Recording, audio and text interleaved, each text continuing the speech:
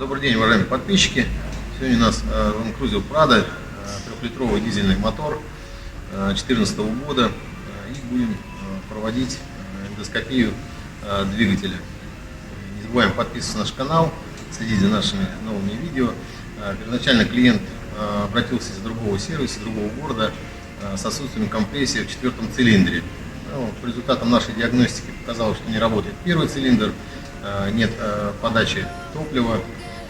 В результате разобрали клапанную крышку и решили проводить эндоскопию первого цилиндра через форсунку, топливную форсунку.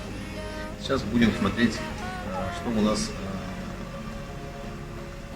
в первом цилиндре, какое состояние цилиндра поршневой группы и почему не работает форсунка.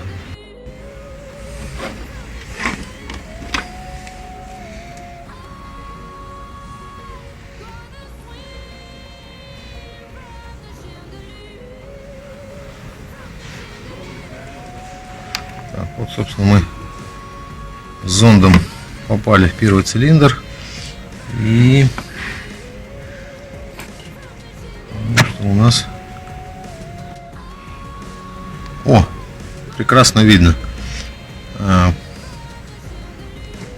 прогар поршня в первом цилиндре. Вот поэтому и компрессии нет. Видимо, люди перепутали просто 4-й с первым цилиндром.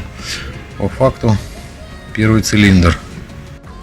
По результатам диагностики, как вы видели на видео с видеоэндоскопа, прогорел первый поршень.